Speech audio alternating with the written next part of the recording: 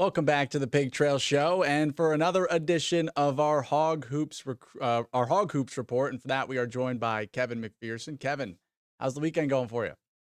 It's going great, man. Arkansas football got a W on Saturday. I know fans are happy about that. And then basketball season tips off for real this week. I know we're itching to get started. The last 2 weekends, we've had at least some of a taste of exhibition matchups for Arkansas, but now it's the real deal. They'll face Mercer November 9th on their home opener.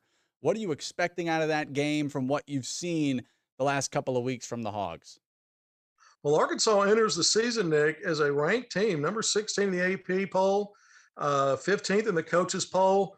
And usually when you come in ranked, there are things that you feel like you know about a team. You're expected to win. You're expected to handle business. Arkansas did that, went 2-0 in the exhibition season, but they struggled. I mean, if you look at that game against Division II East Central University, down 14 in the second half, down by a point in the final minute after coming back and taking a 6-point lead, they trailed again and they pull that out by 3 points. North Texas, they jump all over a really good mid-major Division One school in the first half, 18-0 run, go up by 17 points, scored 42 first half points, shot the ball well from three after struggling against ECU from behind the arc. And then they struggled in the second half, didn't make a three-pointer. Mean Green whittled away, pulled within three with under 4 minutes left. Arkansas did win that game by 8. So I kind of review some of that stuff to say, we don't really know what we're getting. I think Arkansas is still an enigma. You had a lot of injuries in the preseason. You've got a thin front line, only four players, and three of those four missed at least one game. Kamani Johnson, the senior transfer forward, missed both games, while Jalen Williams and Trade Wade played in opposite games of each other. So, when you've got injuries, and Arkansas had them throughout preseason practice, and then we saw that in the exhibition games. You saw guys with limited minutes. KK Robinson, only 6 minutes in that first preseason game, came back and showed well against North Texas, especially in the first half when he had 4 assists, and really looked like it really kind of gave a glimpse of the first facilitating first guard that Arkansas has seen, because Arkansas's got so much talent in the backcourt. I want to talk a little bit more about that. But the season opener is Tuesday. Mercer Bears Division One program. Eric Musselman's 19-1 against mid-majors since he's been at Arkansas, and he's going to look to grab that 20th win on Tuesday. And you talked about that backcourt. You have a flood of people that can play those 1 and 2 positions. And Musselman, throughout his press conferences after that North Texas game, that East Central game, saying we have to figure out our point guard situation, because you have guys like JD Note, you have Devo, Chris Likes that can handle the ball. Do you see that as a crowded position that might be hard for the Hogs to figure out?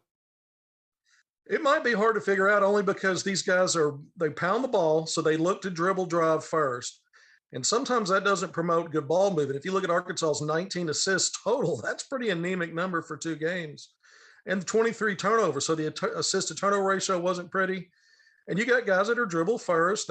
Some of these guys are score first. Devo Davis, a very talented backcourt player. He sees everybody. He sees the floor. So he's got potential to be a strong facilitator. It's just the little nuances, playing with pace, getting people in the right places, and getting the flow of the offense going and not staying on the ball too long. JD Note and Chris Likes are both go get a bucket mentality with the talent to facilitate. But again, there's a mentality when you're a score first guy versus a guy that's setting the table for everybody. Jalen Tate last year wasn't a true point guard, but he was facilitator first. I think KK Robinson, as he's been dealing with injuries. I mentioned the injury bug. We know about that, well documented. But if he's healthy, and Musselman said in his press conference on Thursday he's the healthiest he's been in a while, maybe he can give Arkansas some of that lead guard stuff and complement those other guys, because those other guys are going to make or break Arkansas season collectively when you throw in some of the frontliners too. But it's mainly a backcourt team. Of the 12 scholarship players, 8 of those players are really perimeter guys. And so they got to come together. And I think when we talk about these guards playing in tandem and in concert, it was a struggle in exhibition season, but that's where you want to work things out.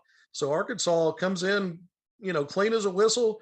2-0 in exhibition games didn't count. Yeah, they struggled, but now they can start putting some of these pieces together. And everybody seems to be healthy right now. Nick, that's another thing. Jalen Right. Williams, Trey Wade, and Kamani Johnson should be on the floor together for the first time this season.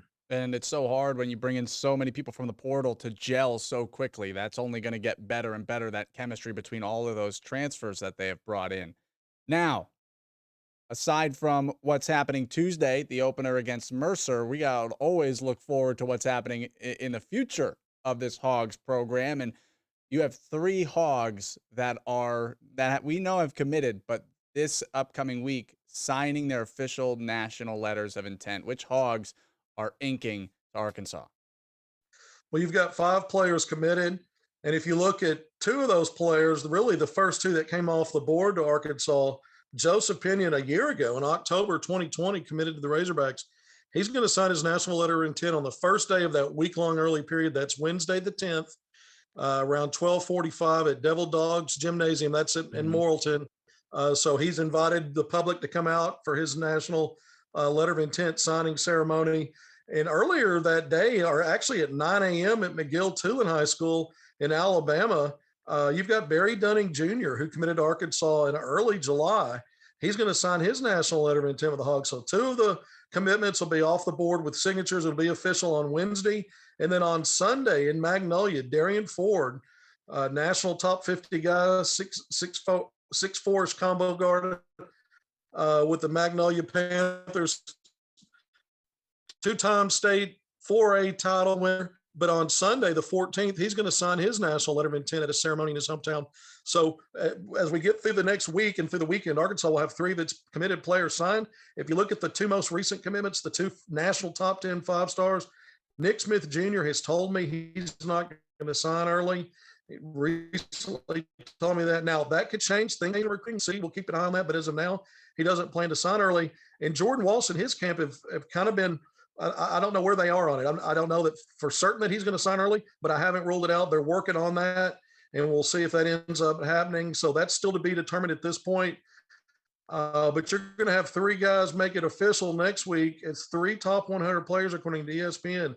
Joseph Pinion, Mhm. Barry Dunning Jr., and Darian Ford will sign those letters of intent and ink with the Razorbacks. You get 3 of your 4 stars, like you mentioned, that group of 5. Those 3 are 4 stars. Your 2 5 stars are Walsh and Smith Jr. Does that make you nervous at all that they're committed but not signing early at all? Or is that just kind of par for the course?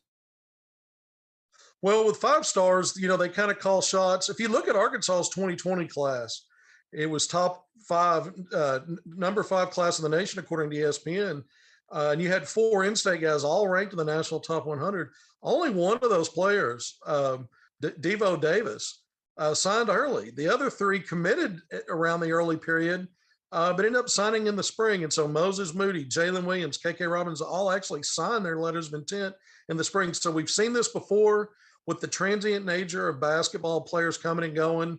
It doesn't surprise me when high level guys hold off for a while. The fact that they committed early makes you think, well, why not go ahead and get it signed and get it over with? You've committed, but it's not unprecedented. And certainly, as you look at the way basketball is moving, it makes more sense maybe than it would have just a few years ago. But Arkansas's class right now ranked second behind Duke in most of the services based on the committed players. But every time I've talked to Nick Smith Jr. and Jordan Walsh, they're excited about their future with the Razorback. So based on that feedback, not so nervous.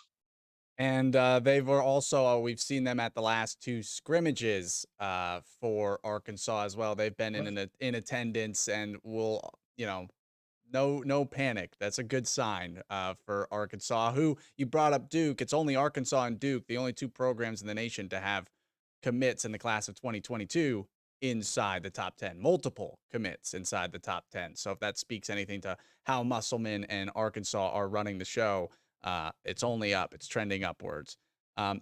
That'll wrap things up for our Hog Hoops recruiting report. Thank you so much, Kevin.